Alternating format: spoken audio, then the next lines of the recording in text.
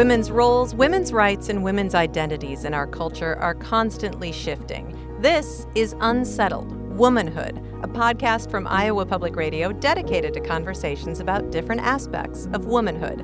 I'm Charity Nebbe. Imagine your world without women. The women you work with, the women you encounter in the service industry, maybe even the women who teach or care for your children. Nationwide, women's strikes are planned for Monday, June 24th. The organizers of Women's Strike 2024 are encouraging women, girls, and allies not to go to work, school, or spend any money on the 24th. The date of the strike is symbolic. It's the second anniversary of the U.S. Supreme Court's Dobbs decision, which overturned Roe v. Wade and gave states increased rights to limit and even outlaw abortions.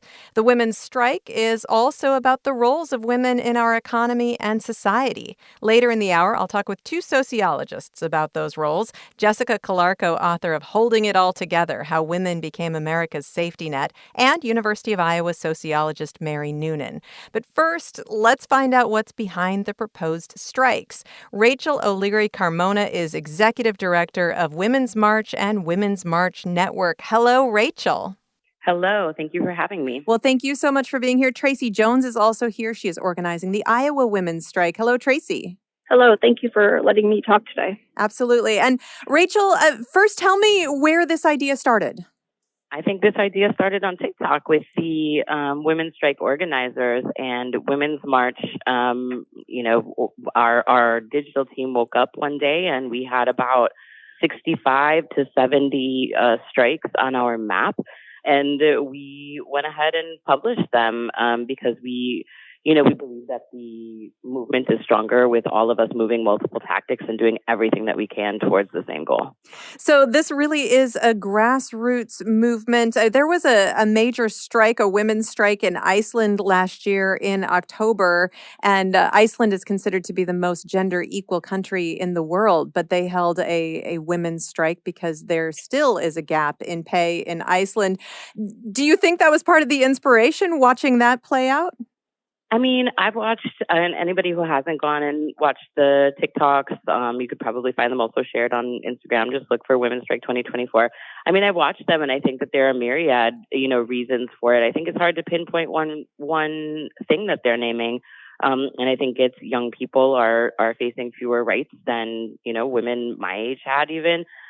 There's, economic strain. There's just generally speaking, a less bright future for women all across the board. And I think that we should expect to see ongoing grassroots movements, organized movements, and possibly something as large as the general strike in Iceland if conditions don't change. Well, and of course, you said this started on TikTok and people got in touch with the Women's March, but that doesn't mean that you are in control of these events all over the country.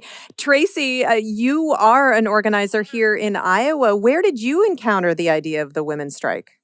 When Dobbs went down 2 years ago, we had an impromptu event locally where I'm from in the Quad Cities. And since then, we've tried to keep the spotlight on this very important issue. And I have a day of action planned on next Saturday, which is on the 22nd. And then I happened upon a woman in Des Moines who was planning a strike for that actual day on June 24th in Des Moines. So I reached out to her and she said she could use some assistance. So I stepped in because this is a very personal issue for me. And I believe everybody needs to know that they're not alone. And when you talk to other people who feel like you, it gives you that feeling of solidarity. And it's just so very important right now because some days it feels very hopeless. Well, and you mentioned the day of action on the 22nd. Tell me what you're planning for that day. On that day, we're going to have speakers at Vanderveer Park in Davenport, Iowa from 11 to noon.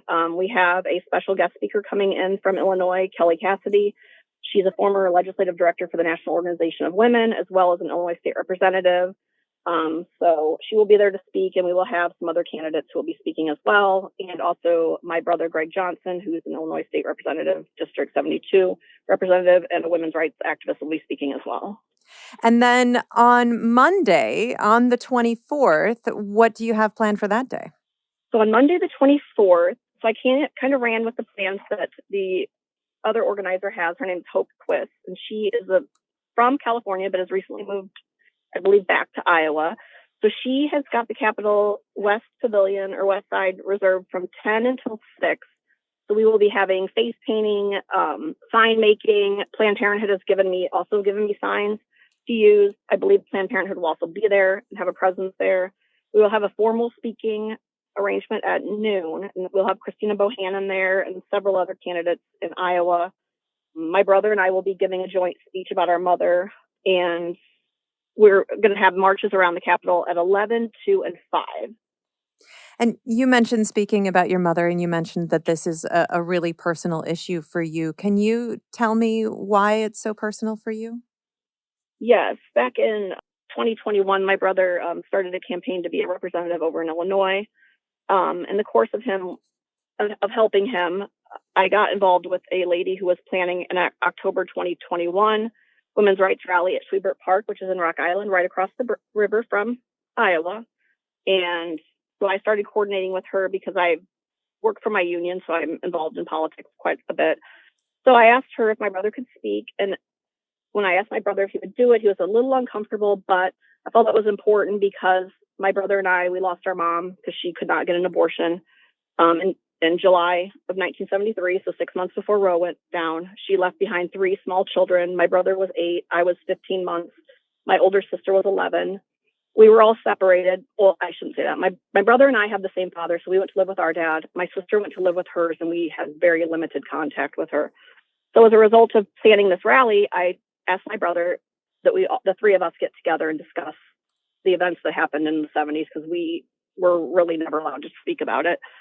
So as we were speaking, my brother and I discovered that our mom had sought an abortion. She had always had very complicated pregnancies. This particular pregnancy that she had recently divorced my father, had gotten pregnant. She was a single mom, didn't have the resources to obtain an abortion.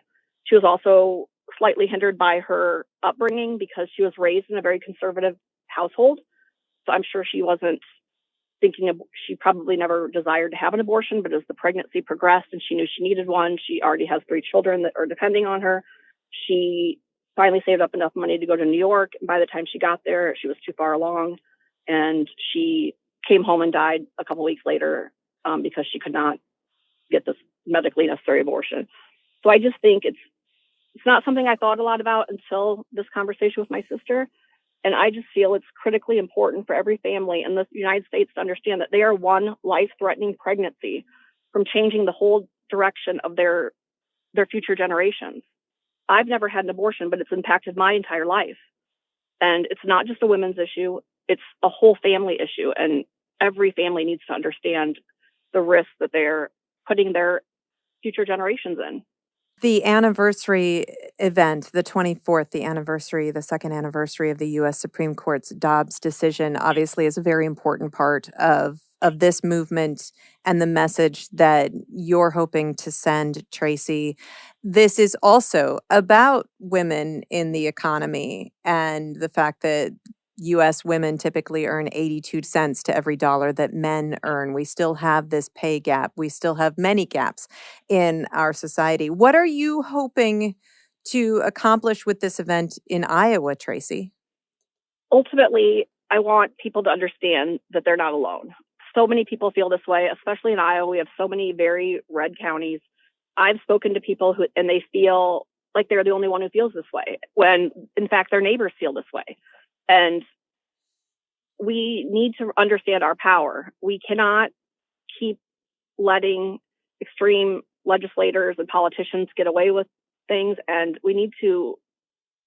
Iowa is a very backward state. Like, we have right to work. If we had things like that, like workers' rights, women's rights, ingrained in the Constitution and ingrained in people to understand that they should all have the same rights, it's just very sad at times. And I'm hoping that people will get that feeling of solidarity and realize that they have the power. Your legislators work for you. You don't work for them. And we need to get back to that. Rachel, looking at some of the information that you're getting from organizers nationwide, again, obviously, this is partially about abortion access. It is being called a women's strike. That's not the only goal for many of the organizers nationwide. Can you tell me a little bit about what you're seeing as kind of a unifying message? Of course, but I would return very briefly to your point about the wage gap, and I would say that I'm fairly certain that statistic is inclusive of white women, or might just be for white women, and that Black and Latina and Indigenous women actually make much less than Yes, that amount. that is And accurate. so Yeah. when we're looking at these disparities, health disparities, legal disparities, are disparities now that they're trying to create between just bodily autonomy, our ability in the case around the Emergency Medical Treatment Act, our ability to access emergency health care. This is not about elective abortions. This is about if you pull up to the ER and you need your life saved, just like this case, and you don't get it. You can be left to bleed out in a parking lot. And so I think that we just really need to understand what the stakes are before we move on, to the piece about what people are doing about it. And what really the demands are around our freedom, our families, and our futures. That's what we see over and over again in the themes, in the demands. Different folks have different things. Some people are just like spending time not, working, not spending money. Some people are organizing rallies. Some people are organizing marches, right? And so the tactics may differ, but the goals are the same, is that we want to be able to have families when and how we want to have them. And we are out of time. Rachel O'Leary Carmona of the Women's March Network and Tracy Jones, organizer of the Iowa Women's Strike. There are strikes planned nationwide on June 24th. This is Unsettled. This is Unsettled from IPR News. I'm Charity Nebbe. Nationwide, women's strikes are planned for Monday, June 24th, the second anniversary of the U.S. Supreme Court's Dobbs decision, which overturned Roe v. Wade. Now, we're going to spend the rest of this episode talking about women's roles in our society and in our economy. In a few minutes, University of Iowa sociologist Mary Noonan will join the conversation. But first, Jessica Calarco is with me, associate professor of sociology at the University of Wisconsin-Madison and author of Holding It Together: How Women Became America's Safety Net. Hello, Jessica. Hello, thanks for having me. This hour, we're talking about women's role in our society, and we'll talk a lot about women in the workforce and unpaid labor that women do. These are conversations that we have pretty frequently. The way that you look at it as women being America's safety net feels like it puts all of those elements into a new frame. Tell me what you mean by women being America's safety net.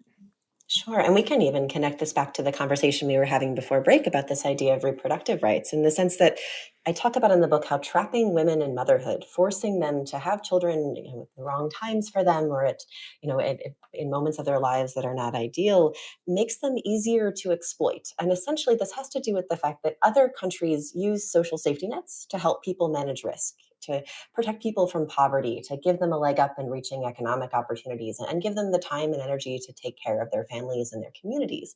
Whereas in the US, we try to DIY society instead. We tell people that they shouldn't need a social safety net. As long as they just make good choices, they should be able to keep themselves safe from risk. And the problem there is that we can't actually DIY society. And forcing people to manage all that risk on their own has left families and communities really teetering on the edge of collapse. But we haven't collapsed because women are the ones holding it together. We're forcing them, or luring them in many cases, to fill in those gaps, both in our economy, taking the kinds of low paid jobs that other people don't want to fill, disproportionately jobs in service sectors, things like childcare, things like home health care that are difficult to make work in our economy.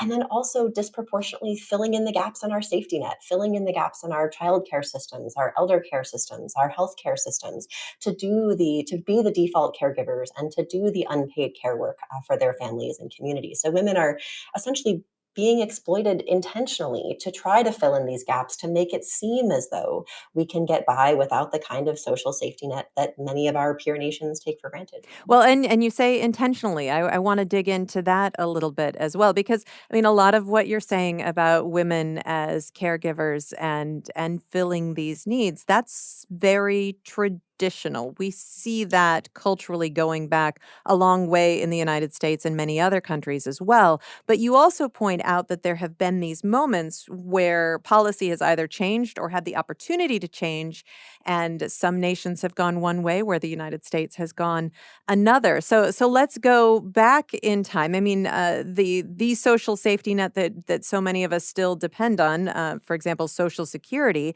that started in the 1930s in this country. As we moved forward, show me how women have really been placed in this role as the backup plan, or in many cases, not even the backup, plan A.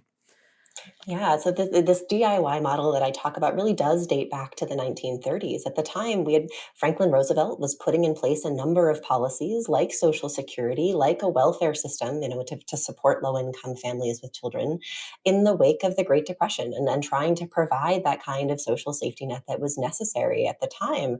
And at the same time, many of the elites in our society, the wealthy business owners and people associated with, for example, the National Association of Manufacturers, weren't happy about the higher taxes and the regulations that were involved in creating that kind of social safety net. And so they started looking for ways to persuade Americans that we could get by without that social safety net. And they found things like neoliberalism, which is an economic theory that posits that we can get by without a social safety net, that we can, if anything, societies are better without one, because if they don't have that protection, people will manage risk on their own. But the problem with that kind of a model is that there are many people in our society, children, the elderly, people who are sick among them, that can't just take care of themselves. And so someone had to do that kind of work of taking care of others who couldn't DIY, society.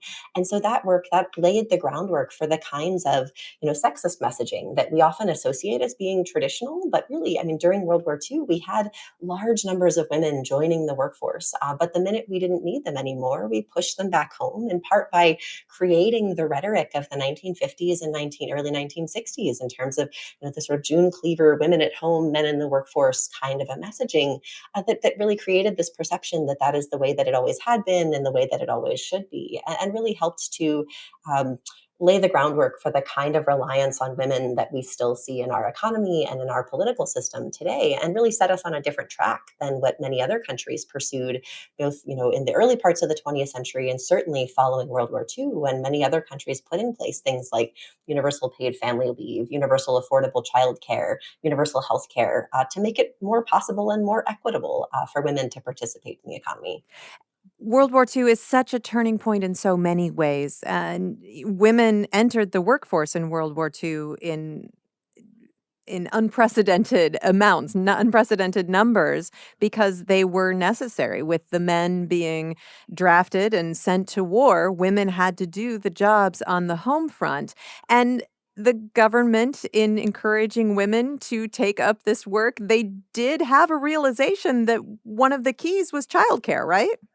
Exactly. And certainly they dragged their feet in this process. Congress was not super happy about the fact that they had to build a childcare system to get the levels of women's workforce participation that they wanted during World War II. But they did eventually agree to use essentially defense spending, funds from the Lanham Act, which was intended to set up infrastructure in key defense production centers around the US. They used that money to build childcare centers, to build high quality, affordable childcare that would offer care often 10 or 12 hours a day of care, usually for less than the equivalent of $10 per day in today's dollars, for both young children and also things like after school care for older kids and summer care, essentially making it possible for women, mothers of young children, to be able to work for pay in ways that they hadn't been able to in many cases before. I mean, this isn't to say that women were never working for pay. Certainly Black women, Latina women, Indigenous women, immigrant women were often forced to work for pay, often had no other option, but had to figure out childcare for themselves prior to this kind of a situation. And at the same time, this created this spark, arguably, for some of the women's movement activism that we saw in the 1960s and 1970s, because women liked the jobs that they were doing and wanted to be able to remain in the workforce despite the pushback they got after the war. So after the war, these childcare centers, this childcare culture, what happened? Essentially, we shuttered those childcare centers. We didn't want to do the work or, put in the effort to try to restructure our economy to make it possible for both women and men to stay in the economy after the war. And so women were told that it was their patriotic duty to simply go back home. And if anything, Stephanie Kuntz in her book, The Way We Never Were, talks about how women who refused, women who didn't want to leave these jobs or who didn't want to just be domestic homemakers, were threatened and were called, not real women, were threatened with even things like electroshock therapy, for not complying with this sort of tradition, with what we see as traditional model of femininity, despite the fact that the war made clear that it didn't have to be that way. So you mentioned earlier that there are other countries in the world that have prioritized universal paid leave and available childcare. Is that the point where these paths diverged for a lot of countries after World War II, where we pulled back? Did other countries move in a different direction? That was certainly a key moment of diversion, in the sense where we see most of Western Europe moving toward things like universal paid leave, universal childcare, universal healthcare in the wake of World War II, and in part to help rebuild their economies. And certainly, Europe faced more destruction than physical destruction than the U.S. did in the wake of World War II, and that helped to, create the impetus for that kind of large-scale structural change in a way that we maybe didn't feel the same way here in the US. And that's, part of why in the wake of things like the COVID-19 pandemic, my own hope in writing this book was that we would maybe finally see this as a moment where we could learn from a huge crisis, but ultimately maybe didn't learn the lessons that we should have in the end. Well, and let's talk about that because, of course, the women's movement really galvanized this country in many ways. Women entered the workforce, and again, women had always been in the workforce. Women have always been doing work, whether that is paid or unpaid. But in the 1960s and the 70s, more and more women did enter the workforce and embraced paid work. Eventually, a child care system began to emerge, although not a government-funded childcare system. But when the pandemic struck, we saw this women's safety net in action in a really unprecedented way, didn't we? Absolutely. In the sense, I mean, certainly we've seen women's workforce participation increase over time, since the 1960s and 1970s, though it, plateaued in the late 1990s. In part, I talk about in the book how kind of intentional panic, kind of fear mongering around things like childcare, coupled with our lack of investment in childcare, made it both difficult for families to afford childcare and also made families skeptical of the potential benefits, and the possible risks of childcare in ways that discouraged some women from pursuing paid work.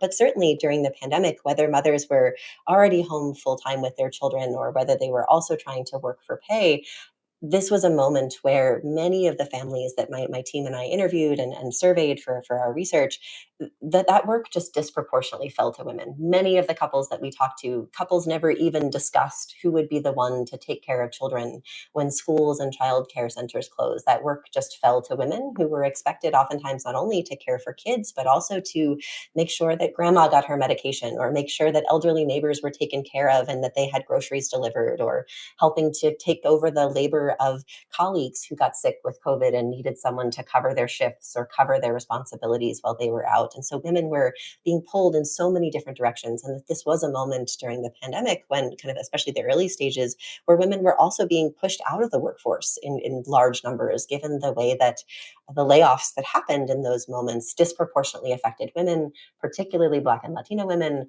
and particularly actually mothers of young children who were often doing the kinds of low wage, part time service work, that was sort of pushed out of the economy most rapidly with the onset of COVID. Well, and also many high-risk jobs as well. So in addition to being part of the safety net for families, neighbors, loved ones, women were on the front lines in so many ways. Absolutely. And many of the mothers that we talked to, especially those who were working in those kinds of service occupations, nurses, home health aides, they were often getting sick with COVID. They were often among the first to contract it. And we talked to a few who've struggled with things like long COVID symptoms and who have struggled to maintain both their paid work and their caregiving responsibilities, in part because of the way that COVID has impacted them. So did we learn anything from that as a nation? I mean, we of course we've been through a lot of political upheaval. Do you feel like we have not necessarily policy makers, but people who do policy research and are making recommendations to policymakers? Did we learn something from this? I mean, certainly we did implement a number of policies during the pandemic that dramatically improved life for families. We saw, for example, the child tax credits lift millions of children and families in the US out of poverty. We realized that we could flip a switch essentially and substantially reduce the hardship that families face in the US. Now, we turned that switch off very quickly. But at the same time, I think what we showed people, whether that was through things like the child tax credit, through things like student loan payment moratoriums, through things like even universal free lunches for school children, we showed them that it's possible to do these large scale programs that make a substantial difference in people's lives. And so I think part of the frustration that we're now seeing with politics and with our country is that we got very close. We got very close with Build Back Better. And in some cases, we even had policies that dramatically improved people's lives, but we took them away and we failed in many cases to build back better. And so I think that is leading to a lot of frustration for people, for families right now. And my hope is that that will translate into demands on policymakers to actually implement the kinds of policies that might substantially improve things long term. Okay, when all of this work falls to women of the social safety net, I mean, there are repercussions when a woman is suddenly caring for children and unable to work or unable to go to school. The repercussions just kind of snowball, don't they? Absolutely. So thinking about, you quoted the numbers for the gender pay gaps in our society. So much of that stems from the responsibilities that we place onto women to be responsible for caregiving. I mean, certainly there is discrimination, kind of overt discrimination, and we've seen high profile cases of it. But part of this stems from the fact that women are pushed into very different types of careers, particularly once they have young children that they are responsible for. And that a large chunk of that gender pay gap stems from the motherhood pay penalty, the idea that women who have young children are paid substantially less than men. And if anything, men tend to make more money once they have children. And this stems from the fact that employers perceive women once they have children as being less committed. And it also, because we don't have things like universal affordable childcare or guaranteed paid family leave, it can force women to take jobs that allow them to kind of fill in those gaps, to fill in those, what I talk about in the book is sort of the missing middle of childcare, in the sense that most families in this country, earn too much money to qualify for the very limited childcare subsidies that we do provide for very low income families. But most of them also can't afford $1,000 or $2,000 or $3,000 a month for childcare. And so what that means is that many families are trying to satisfice either having one parent, usually mom, because of those gender pay gaps, drop out of the workforce or shift to part-time work, or even putting in place other kinds of less than ideal circumstances, like working split shifts where mom is working the night shift for pay while staying home during the day to watch the children, or even trying to use remote work as a substitute for childcare. And these are deeply unsustainable situations for the families that we talk to, and can have a negative impact not only on women's career opportunities, on their ability to save for retirement, on the likelihood that they'll have their own health insurance, but also on their mental health, on their well-being, on their relationships. And certainly research shows that even being dependent on their partners for things like health insurance makes women less likely to leave difficult or dangerous marriages. We have to take a short break. We'll be back in just a moment. We are talking about women's roles in our economy and our society. With me right now is Jessica Calarco. She is an associate professor of sociology at the University of Wisconsin-Madison and author of Holding It Together: How Women Became America's Safety Net. In just a moment, sociologist Mary Noonan from the University of Iowa will join the conversation. Her specialty is the study of gender inequality in the workplace. This is Unsettled. This is Unsettled from IPR News. I'm Charity Nebbe. We're talking about women's roles in our society, our economy, and our culture. And with me is Jessica Calarco. She's an associate professor of sociology at the University of Wisconsin-Madison and author of Holding It Together: How Women Became America's Safety Net. I also want to bring our next guest into the conversation. Mary Noonan is an associate professor of sociology and criminology at the University of Iowa. She researches gender inequality equality in the workplace. Mary, hello. Hi, Charity. Thanks for having me. Yeah, wonderful to have you back, Mary. And Mary, Jessica and I have been talking about women as America's social safety net in so many ways. And I want to dig into a little bit of the economic numbers here. We talked earlier about the pay gap that continues to exist for women, 82 cents on the dollar overall, although that's lower for women of color and women in particular situations. Mary, give me an idea of where we stand. There are more women working than ever now, right? Right. Yeah. Women's labor force participation is at an all-time high. And, women make up half the labor force currently. They're working longer hours. 84% of employed women today work full-time. So women are crucial, vital to our economy. Like you said, the pay gap still exists, and occupational segregation also remains a challenge. So, although women's education also educational attainment is at an all-time high. Women's education is improving. Women are working more hours. They still tend to work in occupations that pay less. And when they are in occupations that are traditionally male, they do not rise or get promoted at the same rate as men do. And so those two things together contribute to their lower pay overall. Well, and occupational segregation, let's dig into that just a little bit. I think that most people understand what we mean when we say, that there are jobs that women tend to do in our society. But just tell me a little bit more about what we see. Sure. So if you think about jobs that were traditionally male occupations, lawyers, doctors, business people, those are jobs in which women have kind of made some inroads. And so they are becoming less segregated. But then there are other jobs that women tend to disproportionately do, such as teaching, nursing, administration, and childcare worker. These jobs tend to, on average, when you kind of control for educational skills, etc., they pay significantly less than other jobs that are dominated by men. Manufacturing, any of the skilled trades like carpentry, electrician, plumbing, those types of jobs. Women in our culture also bear a disproportionate burden of unpaid labor. Tell me about that. Sure. So when you think about, what it takes to run a household, shopping, cooking, cleaning, if you have kids, taking them to and from activities, helping them with homework, all of these things are what we call, domestic labor or housework. And today, men are doing more of those activities, but there is still a significant gender gap. On average, women spend about 4 hours per day doing these types of tasks, whereas men spend only about 2.5 hours.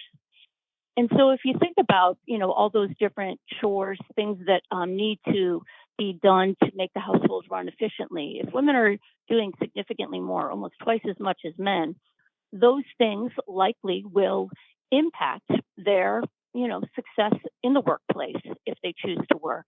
So it might affect, at the very basic, whether or not they can work.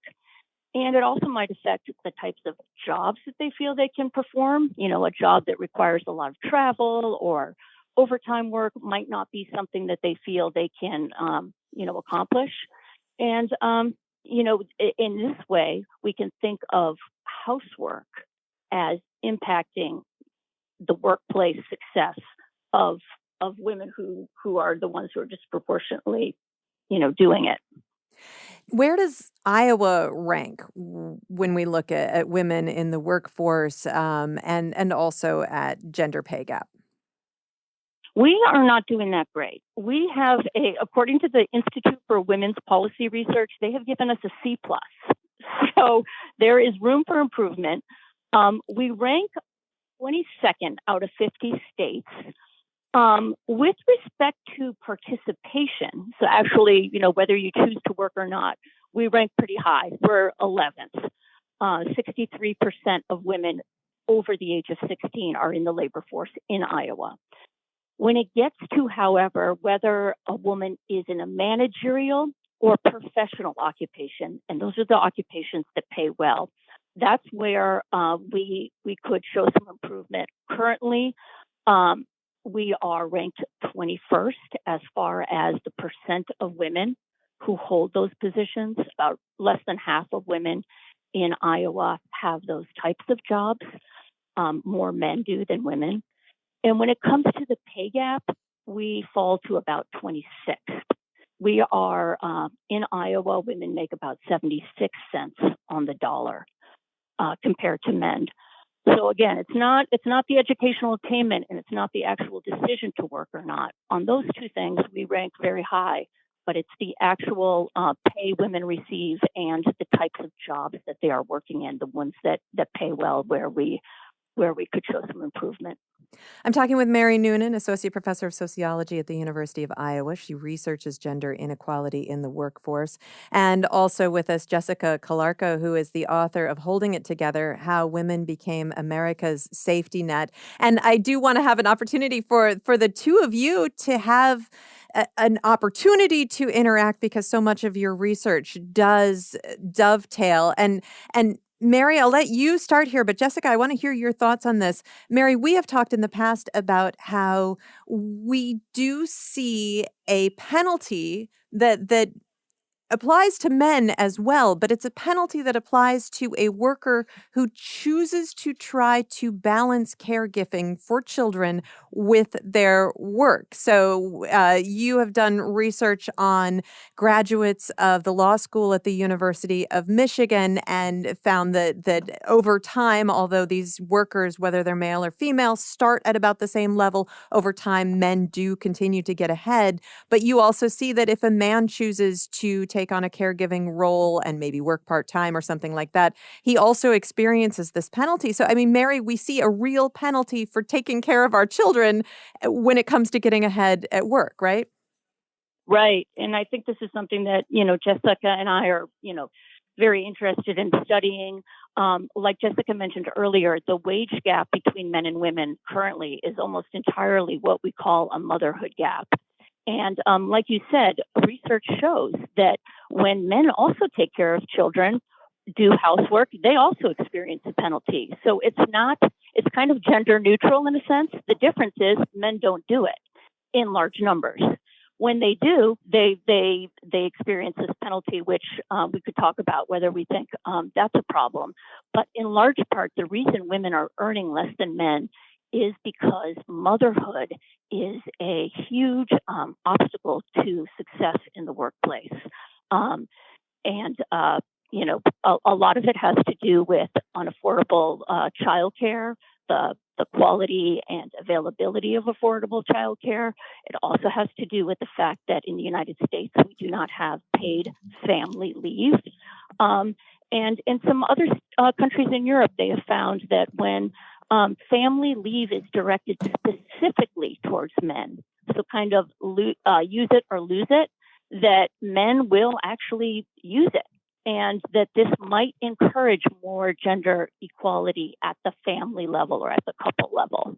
Jessica, what do you want to add here? I mean, there seems to, women are sort of forced into these caregiving roles, whether that's children or older members of their family as well, and then are penalized for it in the workforce. Yeah, I mean, I think one thing that Mary mentioned was this idea that, well, men aren't doing this, that they could, but they're not. And I think what we have to think about there is research that also shows that men have an economic advantage. The more work that their wives do, or that the women in their lives do at home, the easier it is for them to get ahead in their own careers. And that's in part because we have incredibly high pressures, incredibly high intensive worker norms that men in particular are up against in this country. And so if we want to allow men to take advantage of those kinds of policies, or to help push for those kinds of policies that Mary was talking about, I think we also have to think about ratcheting back the expectations that we have for paid workers. Places like France have stricter limits on paid work hours that could help to make it more possible for men to not only participate more actively in the project of care with their partners, but also to fight for the kinds of additional policies, the kinds of care-related policies that would make it easier to share that work more equitably overall. We only have about 5 minutes left, and I want each of you to have the opportunity to talk a little bit about the fact that, this women's strike is being called on the second anniversary of the Dobbs decision. I want to talk about the impact that lack of access to abortion care has on women economically and our economy overall. And Jessica, briefly, can you give us a little bit of insight into how we see in states where abortion bans are now in place that affecting women economically? Sure. So I talk in the book. I tell the story of a mom that I call Brooke, who, like many young women, got pregnant unintentionally in college. And actually, she'd never wanted to be a mother. And she initially planned to get an abortion, but her own mother ended up talking her out of it. Her mom is a very kind of devoutly religious person, and persuaded her to keep the baby, persuaded her that she'd help her finish college and raise the child.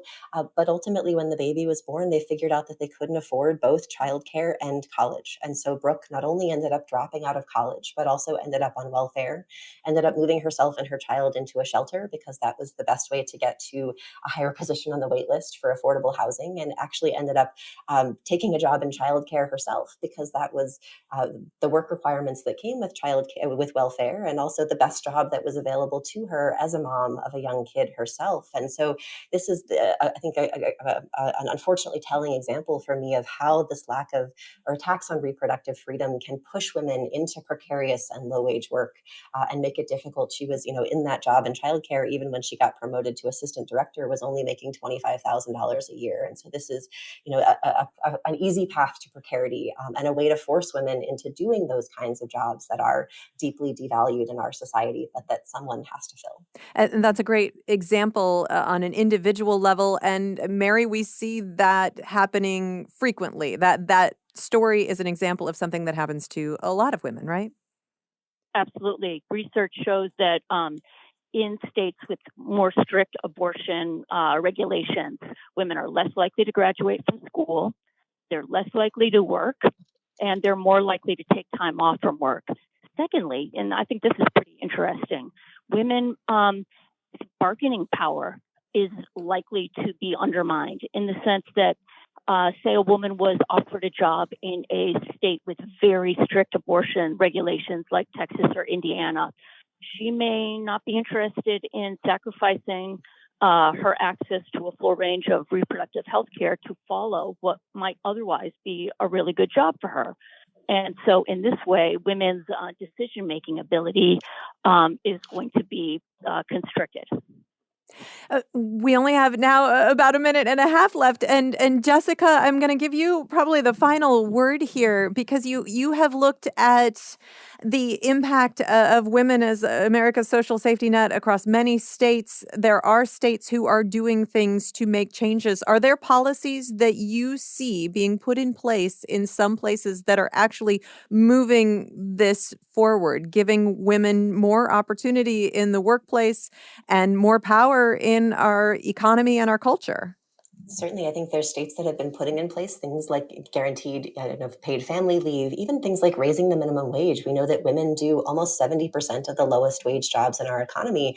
And so states that have tried to boost the wages of their lowest wage workers are helping women to have more options to better take care of their families, raising the rates for things like welfare that disproportionately impacts low income women. There's so many ways that at least some states are taking these steps in addition to protecting reproductive freedom. But unfortunately, what this is doing is also creating bigger inequalities and gaps for those states that don't have those protections in place as well. Well, and Mary, I mean, you were just talking about women choosing not necessarily to take jobs across state lines. It seems like what Jessica's talking about could create an even bigger divide and possibly even drive down wages for women in some of those states with a lot more desirable, I guess, environment for women.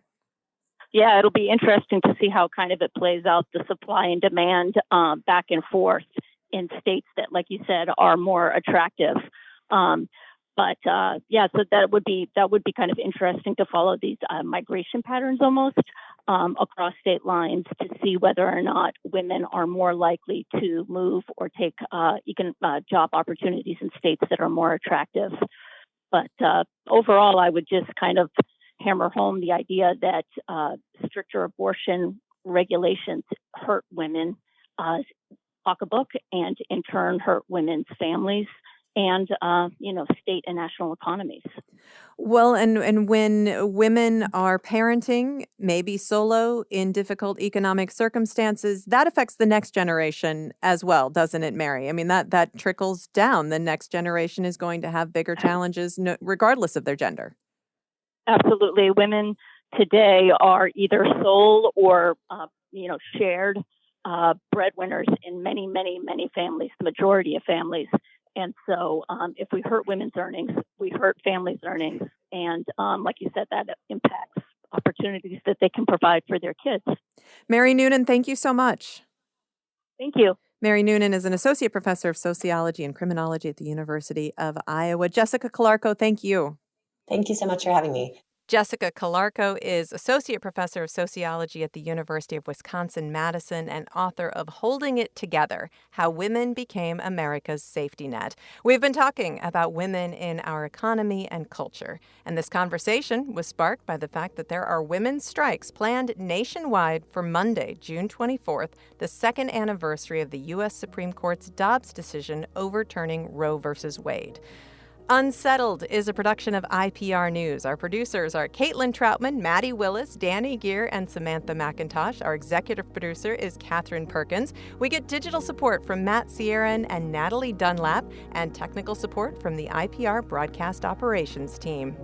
I'm Charity Nebbe.